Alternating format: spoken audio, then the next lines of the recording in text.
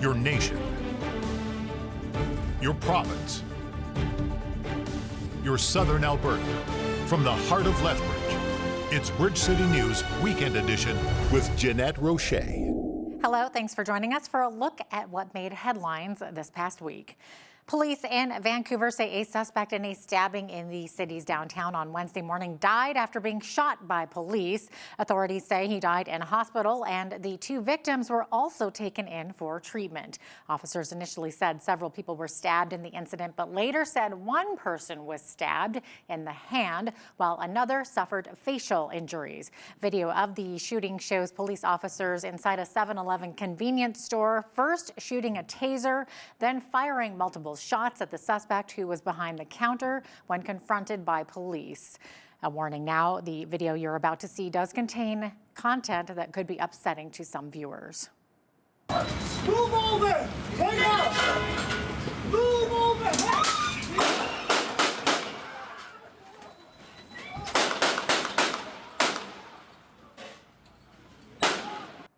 In other news, excavation and sifting begun earlier this week on a section of a landfill believed to hold the remains of two slain First Nations women.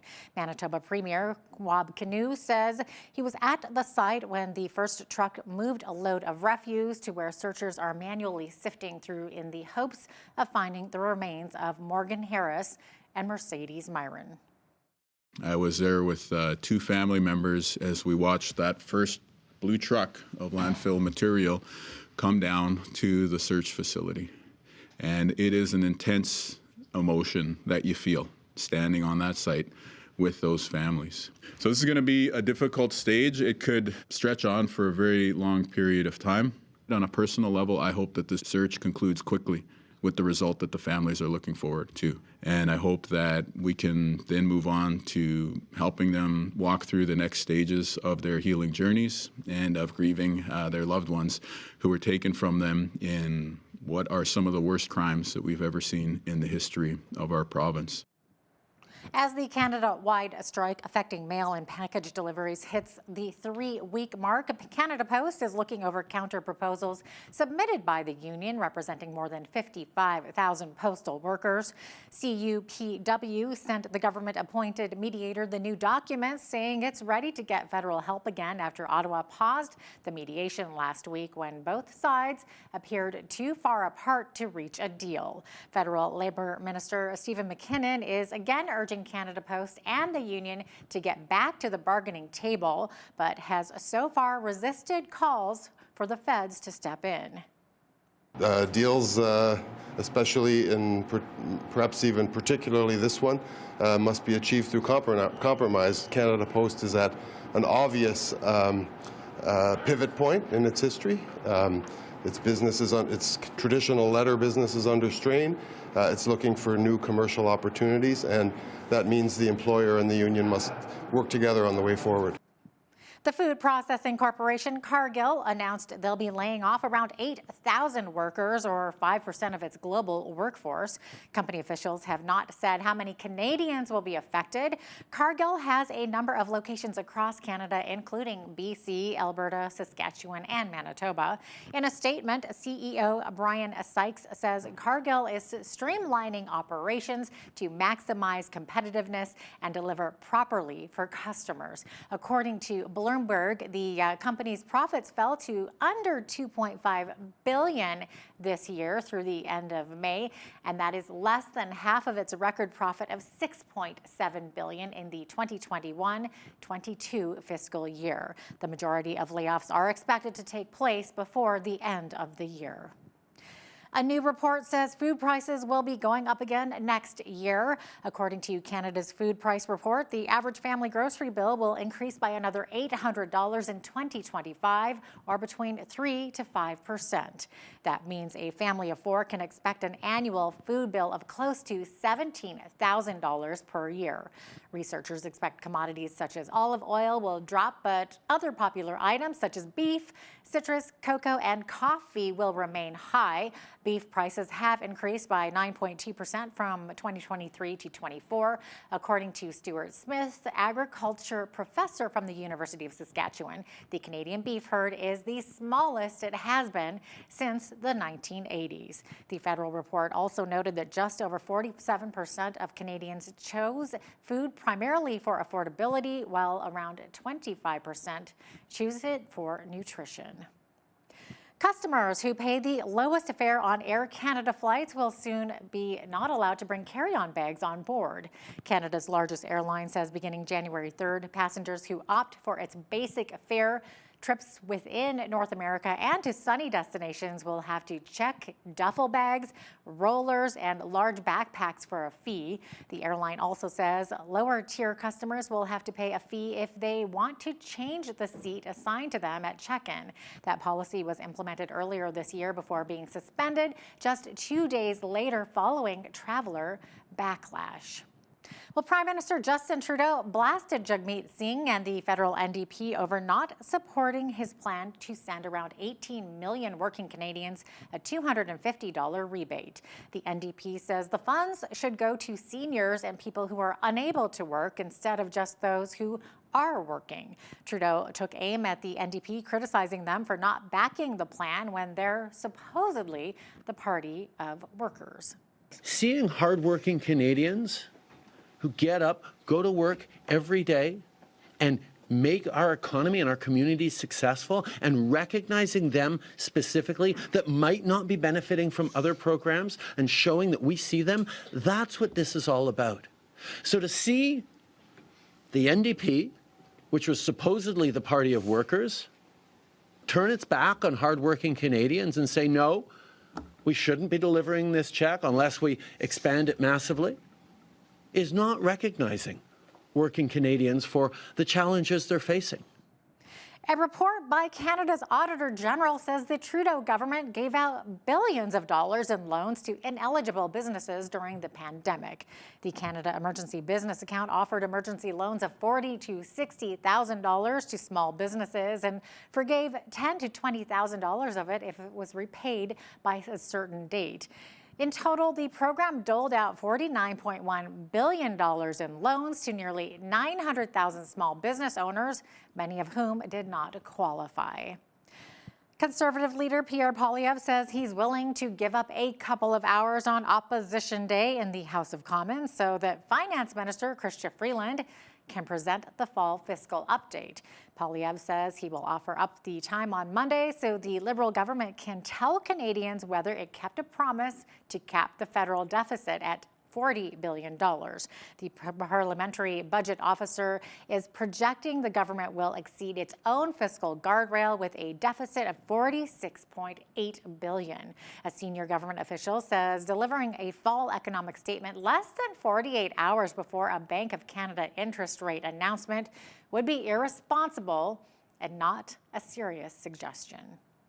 So we're today, Common Sense Conservatives, are calling for the Finance Minister to introduce a fall update to indicate whether she's keeping her promise to cap the deficit at $40 billion or whether Trudeau's completely lost control of the deficit once again. There are some inconsistencies surrounding the upcoming 2-month GST break. The federal government says certain items will be exempt from the tax while others won't be. Starting December 14th, books, newspapers, prepared food, snacks, children's clothing, toys, and footwear will be exempt, but many other items will still have the GST attached to them. For example, Christmas trees are exempt, but not Christmas decorations. Also, Pokemon cards have been tax exempted, but not hockey cards. And to make sense of it all, we welcome back the federal director of the Canadian Taxpayers Federation, Franco Terrazzano, to try and break down what will and will not be included in this 2-month tax break. He says while the GST break is welcome, there doesn't appear to be much rhyme or reason to it. It's good that the government is finally taking a little bit less money from Canadians, but as far as a tax cut go, this is a sorry excuse for a tax cut, right? So video games and pop are tax-free, but they're taxing musical instruments and ice skates. The Christmas tree, tax-free, but they're taxing the decorations that you put on the Christmas tree, right? Potato chips, tax-free, but they're taxing sports equipments. Toy guitars, tax-free, but actual guitars, well, they're taxing that. The Pokemon cards, tax-free, but they're taxing hockey cards. So like, we also have to remember too, right? The sales tax from the federal government is still being applied on fuels, right? Like the fuels that you use at the gas pumps, and that GST is charged on top of other taxes like the carbon tax. So that carbon tax on tax alone will cost Canadians about $400 million this year. There is no relief on that. In fact, just 6 weeks after this temporary GST holiday is over, the government will once again be cranking up the carbon tax. So, you know, this government is so bad at managing the finances, it even somehow managed to bungle a tax cut. Turning our eyes to the West, scammers are taking advantage of the Canada Post strike. Christmas time is a busy season for fraudsters, and BCN's Naveen Day reached out to the Better Business Bureau in Southern Alberta to learn more about the scams that are currently trending, including those involving parcel delivery. Naveen, what did you discover? Well, Jeanette, according to the BBB serving Southern Alberta and East Kootenay, consumers coast to coast will spend $15 billion over the holiday season, and millions of those dollars will be stolen by crooked Grinches. Wes LaFortune with the BBB says scammers are taking advantage of consumers by impersonating delivery services. It's called a phishing scam. You know, when a link is sent, like to your text, for instance, or an email, they ask you to click on that to, you know, give personal information to get receipt of the package. So that's a scam. If you have a package that's going to be delivered to, you know, go to the official website of the delivery service, or give them a call, and you can track a package that way. The danger of giving your personal information is then you're going to lose money through your bank. You're going to have your personal information shared with other criminals. And so obviously people don't want that to happen. LaFortune says if you are a victim of a scam, contact your local police non-emergency line. And you can also make a report to the BBB by visiting the address on your screen. Jeanette? Thanks so much, Naveen. You can view more of that interview with the BBB's Wes LaFortune on our website, bridgecitynews.ca. Could Alberta become the destination of choice for artificial intelligence data center investment? Well, Premier Danielle Smith sure hopes so. The provincial government announced a new data strategy on a Thursday. Smith says some of the key areas to give Alberta more of a competitive advantage include economic integration, market stability, and keeping utilities reliable. This is where Alberta has another advantage over other jurisdictions when it comes to attracting investment. Our unique energy-only electricity market invites competitiveness and growth among power producers. But first, I want to assure you that even as we welcome the investment these centres will bring, our first priority will always be Albertans. As we pursue new opportunities through this strategy, we will not compromise the affordability and reliability of electricity for Albertans and local industries. That's a promise. 3 pieces of legislation affecting transgender people in Alberta have passed the final stage of debate and are set to become law. The changes include requiring children under the age of 16 to have parental consent if they want to change their names or pronouns at school. Premier Danielle Smith says the bills were important to protect both children and female athletes. I don't believe that 10-year-olds can make that decision. I think most parents don't believe that 10-year-olds can make that decision either. We want to be able to preserve the ability for anyone to make that choice as an adult.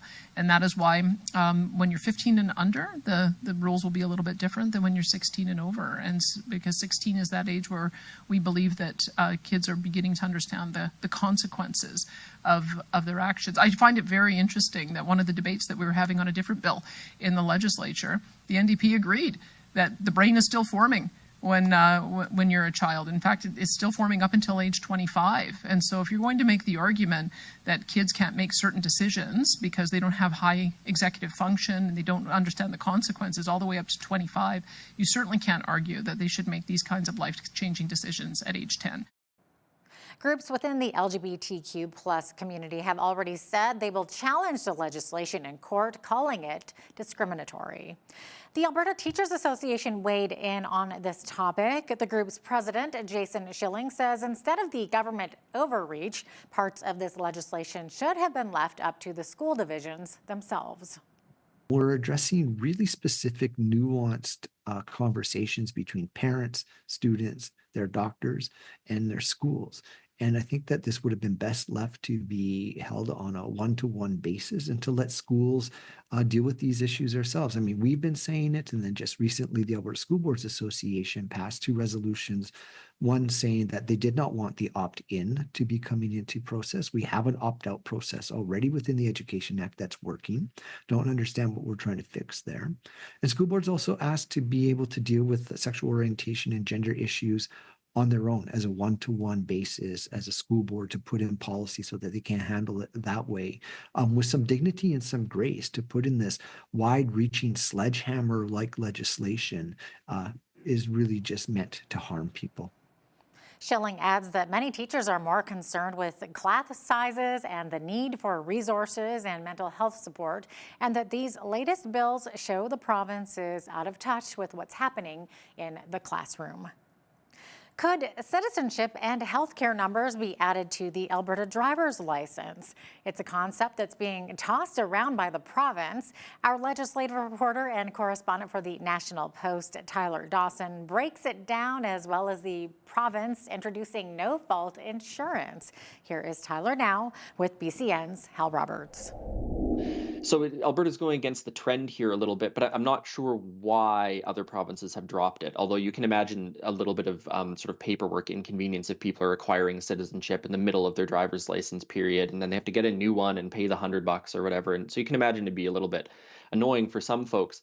But yeah, the citizenship thing was primarily a sort of a voter security measure is how they're sort of framing it. The other thing that could happen is we might get our health number on our driver's license. So it'd be a one card fits all kind of system. Of course, people have been talking about getting rid of the paper health cards in Alberta for ages and ages and ages. And I'm sure you do as well, have one sort of deteriorating in your wallet that you have to very carefully pull out every time you're at the doctor to make sure you don't shear it in half. Actually, I had mine laminated, so it's well, that's the way to do it. Mine is looking like an old Kleenex at this point.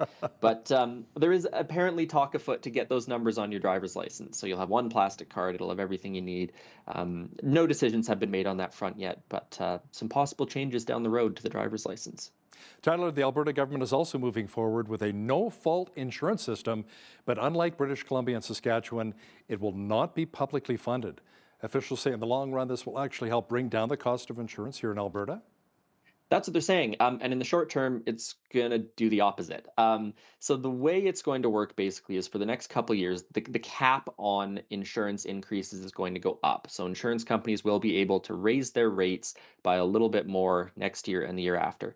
At that point, the no-fault insurance system is going to come in, and that basically means that if you are hit by another driver, you cannot sue the driver. There will be an amount of money that is set out that will be yours. You will get it. So it reduces litigation essentially, and it reduces the amount of money that an insurance company might have to pay out as the result of a court challenge. So that should, in theory, bring insurance cost to the insurance companies down. And in theory, they will then pass those savings on to Albertans in the form of lower premiums. This is pretty controversial in the insurance world, and certainly the accident injury lawyer world, who stand to lose out on a lot of their work because of this sort of thing. But in the long run, it ought to bring prices down. But again, we'll have to see if that actually plays out. And like you said, if they pass the savings on to the consumers, that's what's key, right? Exactly. Just pocketing the savings. Tyler, for a couple more weeks, consultation is open on Alberta's assisted suicide regime. Now, the framework is set up by Ottawa, but healthcare is a provincial responsibility, so there might be some room to maneuver here? Yeah, it's a really, really interesting situation, actually. So the way MAID is set up right now is there's basically two ways a person could receive assisted suicide. The first is a grievous and irremediable medical condition, that be something like late stage cancer, for example, and they could access assisted suicide that way. The other track that exists is for people who have disabilities and who are suffering significantly. There's a potential planned expansion of that to people for whom mental illness is their only sort of condition. That's been really, really controversial. In fact, the federal government has pushed back doing anything on that until I think 2027. Very strongly opposed by conservative parties across the country, by religious groups, for example. It's super controversial and super complicated as well. So the Alberta government has launched this consultation to essentially look at what Alberta could, in theory, do around its assisted suicide regime. So there was a case in Calgary earlier this year, for example, about a father who was trying to prevent his 27-year-old daughter from receiving assisted suicide. And it didn't go great in the courts for the father. He ended up dropping his court case for a couple of reasons. But all of it just to say this consultation is going to look at a few things. The first is whether or not there should be some sort of oversight board that looks at MAID approvals in the province. The second one is whether or not there should be some sort of dispute mechanism for families. So say your loved one gets approved for assisted suicide, you could perhaps challenge that in some fashion outside the courts. The third would be some way to release confidential medical information in those cases. One of the issues in the Calgary case I mentioned is that the judge did not force the young woman to ever actually say what her medical conditions were, citing sort of confidentiality. And the last one is perhaps restricting some of the criteria in Alberta in a way that would differ from the federal rules. So really, really complicated situation. There's all sorts of medical ethics questions of autonomy, and all those questions about policy changes exist, I think, even if MAID is not expanded to those with mental illness as their only condition. You can imagine a scenario in which someone has a disability and their family opposes it, for example. So really, really touchy, complicated territory. But that consultation's ongoing, and we could see legislative or regulatory changes at some point down the road. And I'll certainly be keeping an eye on that because it could put Alberta offside, for better or worse, from other provinces, which would be a very interesting scenario. We need to take a short break, but when we return, a local pharmacist receives national recognition for his work in diabetes education. We'll be right back.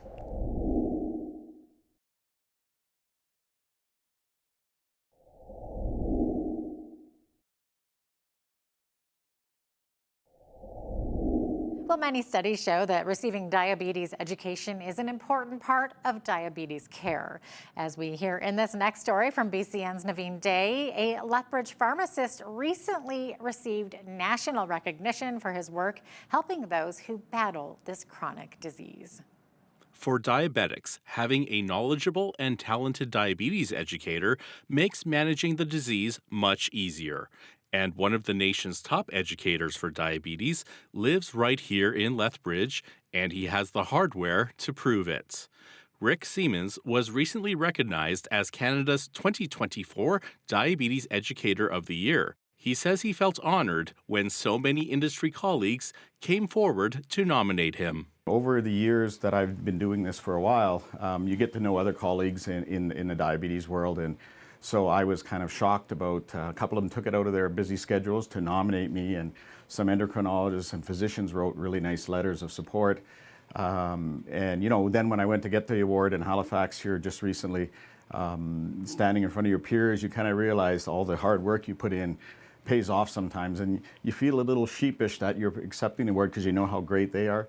But part of this award is about being an educator, is about learning how much more you have to do to get better every day. The award is not only a win for Siemens, but also a win for diabetics in the Lethbridge area.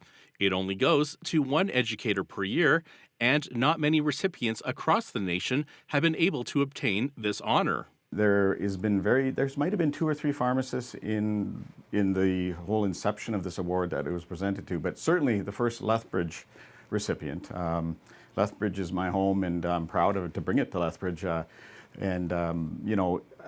I'm just proud to be involved in the community and how we can, I work collaboratively with physicians and I work with patients closely, and I get the opportunity from my company to be able to do so. Bringing it to Lethbridge is certainly, it's a bit of an honor, and I just hope I can continue to live up to that. According to a 2023 report from the Public Health Agency of Canada, early detection and optimal management are crucial to reduce the risk of complications, including heart disease, diabetic ketoacidosis, foot ulcers, and lower limb amputations, as well as eye, kidney, and nerve damage. For Bridge City News, I'm Naveen Day. With the rising cost of living throughout the nation, there is hope this Christmas for people struggling with affordability. A local charity organization is on a mission to bring some holiday cheer to the families who cannot bring Christmas home on their own. BCN's Landon Hickok went to explore this initiative at My City Care's Shop of Wonders. With the upcoming holiday season, there are a number of families that are struggling with financial insecurity and are worried about providing enough food and gifts for loved ones this upcoming Christmas. The Shop of Wonders is a holiday program initiated by My City Care that provides financially insecure families with a one-of-a-kind shopping experience. Families can stock up on gifts and stockings for their children, all without cost. The program is in conjunction with the Christmas Hope Foundation, where charity agencies in Lethbridge, including Angel Tree and Interfaith Food Bank, collaborate to provide residents with toys, food, and clothing this upcoming Christmas.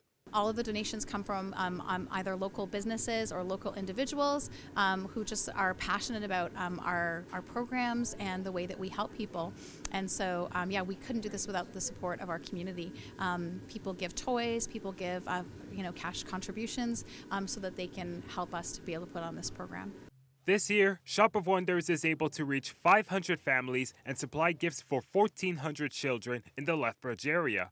But their reach goes far beyond Lethbridge. We have Tabor, Claresholm, Okotoks, Penticton. We are actually always looking to help other cities and other communities start My City Cares. And so in starting a My City Care, they would start to run some of the programs that we do as well. And with more locations, My City Care is calling for more help from residents and businesses in those areas who can chip in support of their own. We go through about 1,600 toys a week that are given out through the program, so it's a lot. And one of the best ways to give to us right now is definitely cash donations, because we're just needing to be able to meet the shortfalls that we have to make sure that we've got enough gifts for all of our shelves to be stocked and parents have choice. The current shop in Lethbridge is located at 640 13th Street North and will remain open until December the 17th. For Bridge City News, I'm Landon Hickok. Coming up, what are the greatest needs by a man and a woman in a relationship? Is it companionship, security? How about intimacy? Well, marriage coach Brent Taylor has some thoughts on the subject up next. And if you're watching us online, that full interview is available on our YouTube channel.